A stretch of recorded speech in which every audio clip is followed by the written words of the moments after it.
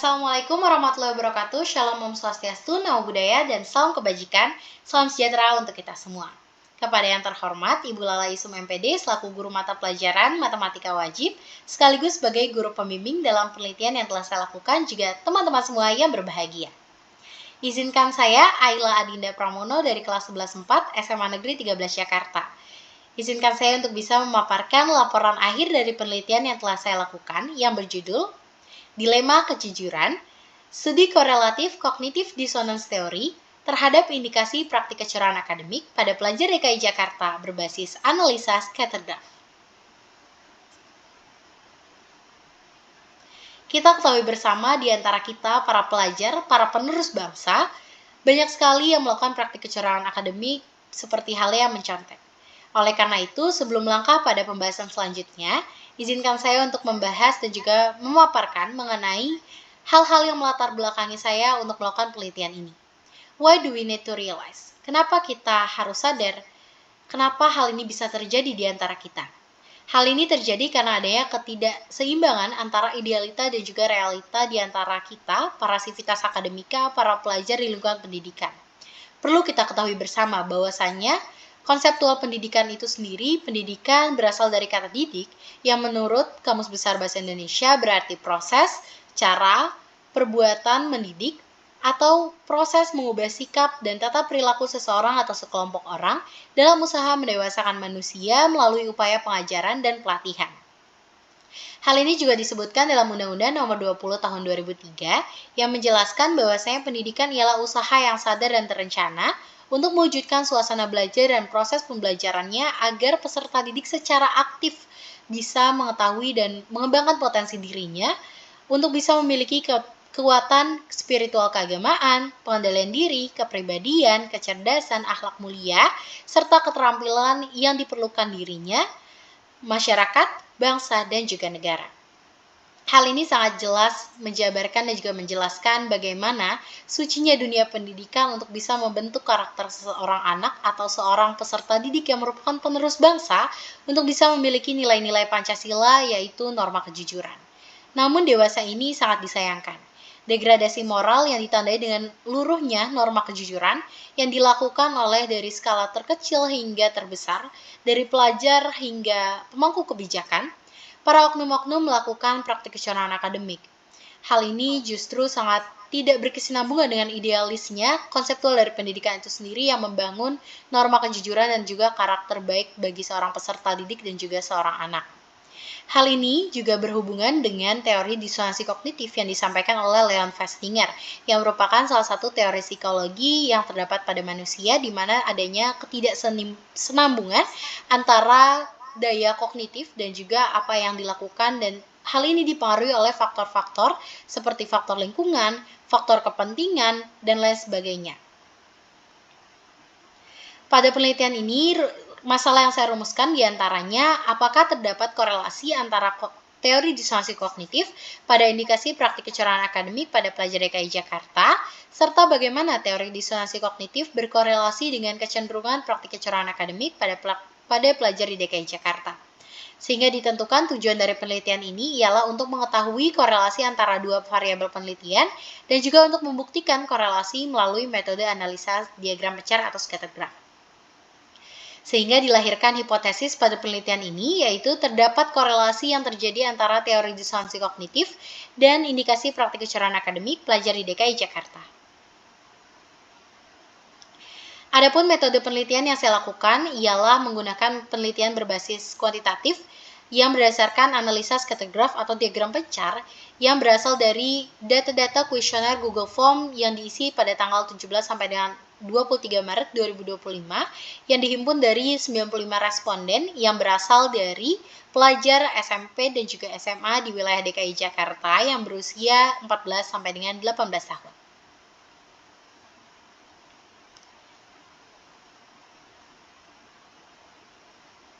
Adapun lini masa penelitian dari penelitian yang telah saya lakukan ialah pada tanggal 27 Februari tahun 2025 hingga 17 April tahun 2025 yang mencakup penentuan dan pengajuan judul, penyusunan proposal, penelitian, pengajuan proposal penelitian, publikasi kuesioner, pengolahan data, finalisasi hingga presentasi laporan akhir penelitian. Adapun lini masa bimbingan yang dilakukan pada tanggal 14 Maret, 8 April, dan juga 16 April 2025 yang mencakup bimbingan proposal, bimbingan penelitian, hingga bimbingan laporan akhir yang dilakukan dengan guru pembimbing yaitu Ibu Lala Isum MPD. Berikut ini ialah hasil penelitian yang telah saya lakukan, di mana sumbu X menunjukkan indikasi teori disonansi kognitif dan sumbu Y menunjukkan praktik kecurangan akademik. Dari diagram ini, kita dapat melihat bahwasanya garis regresi yang dihasilkan sebesar 0,2424x ditambah 15,06 dan juga koefisien determinasi yang didapatkan atau R kuadrat sebesar 0,0476. Dalam diagram ini dapat kita simak bersama didapatkan korelasi yang positif dengan kekuatan korelasi yang digolongkan sangat lemah. Namun dapat disimpulkan bahwasannya terdapat korelasi di antara keduanya, di antara dua variabel, antara variabel X yaitu indikasi teori disonansi kognitif dan juga variabel Y yaitu praktik kecurangan akademik.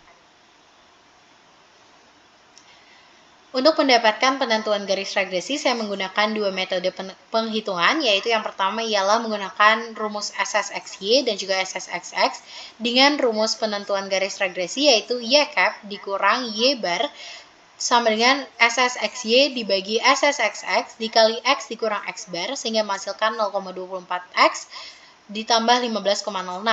Dan juga metode yang kedua ialah menggunakan format Y cap sama dengan A ditambah BX, di mana A senilai dengan 15,06 dan juga B senilai 0,24. Hal ini juga menunjukkan bahwasannya dari kedua metode tersebut mendapatkan hasil yang sama yaitu 0,24x ditambah 15,06 yang juga sesuai dengan hasil sebelumnya pada diagram pencar yang menggunakan metode platform pada Microsoft Excel.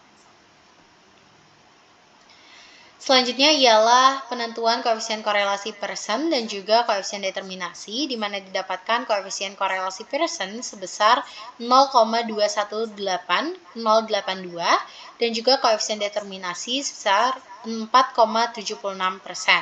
Hal ini didapatkan dengan menggunakan rumus R kuadrat dikali 100%.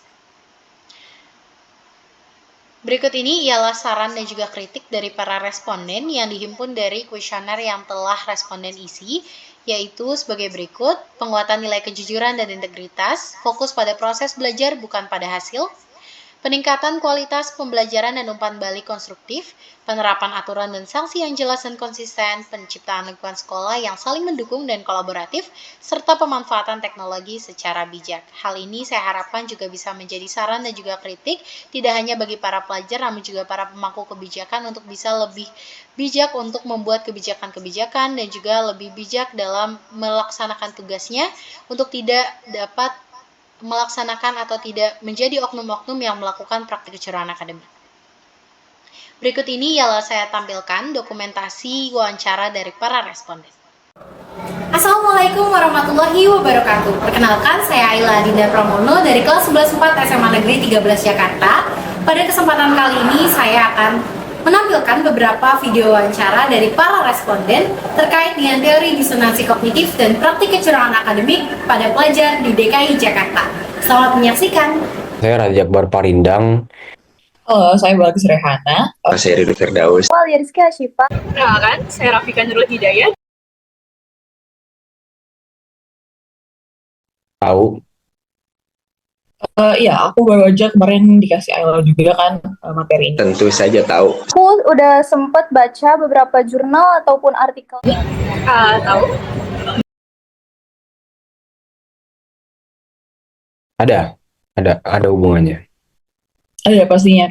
Ya, tentu aja ada korelasinya. Pasti ada hubungannya ya. Sebetulnya ada.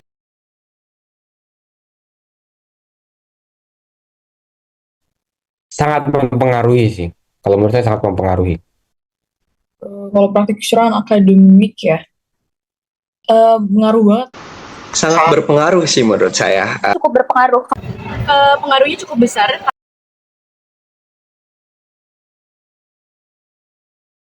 Yang perlu diubah. Jadi lebih diubah makna dari menyonteknya atau alasan kenapa nyonteknya itu diubah, bukannya kita hanya melarang tapi tanpa alasan gitu.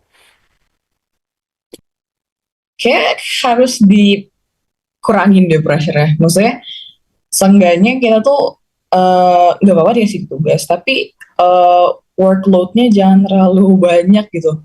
Dengan cara kita merubah apa ya, pandangan diri kita sendiri. Kita tuh harus berpikir jujur seperti itu. Mempunyai peranan penting pastinya untuk bikin suasana belajar yang nyaman dan nggak bikin stres. Terus penting juga buat ngajarin cara belajar yang benar. Memupuk prinsip siswa dari dini, sehingga meskipun dia terpengaruh oleh lingkungan teman-temannya untuk melakukan kecurangan dalam proses pembelajaran, ya dia mempunyai prinsip, dia tahu hal itu adalah sebuah kesalahan.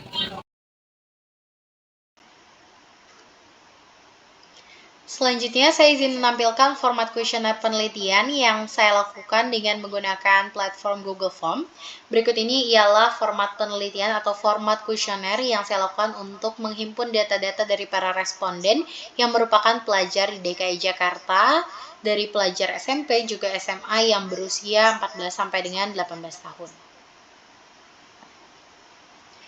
Berikut ini ialah dokumentasi wawancara dan juga penyebaran kuesioner. Adapun daftar pustaka yang saya gunakan sebagai dasar dalam menentukan dan juga menyimpulkan hasil penelitian yang saya lakukan. Hal ini merupakan pustaka ataupun sumber-sumber yang merupakan jurnal, buku, dan lain sebagainya yang saya gunakan untuk bisa menyimpulkan hasil daripada penelitian yang telah saya lakukan. Sekian laporan akhir dari penelitian yang saya lakukan yang berjudul Dilema Kejujuran. Terima kasih atas perhatiannya, terima kasih atas bimbingannya kepada Ibu Lala Isem MPD selaku guru pembimbing dan juga guru mata pelajaran matematika wajib, dan juga teman-teman pelajar se-DKI Jakarta yang sudah turut mendukung dan juga membantu penelitian yang telah saya lakukan. Terima kasih, mohon maaf apabila ada kekurangan. Semoga di penelitian-penelitian selanjutnya bisa lebih maksimal dan juga bisa lebih mendalam pembahasan terkait dengan penelitian mengenai cognitive dissonance theory dan juga praktik kecurangan akademik. Terima kasih. Wassalamualaikum warahmatullahi wabarakatuh. Om Santi Santio.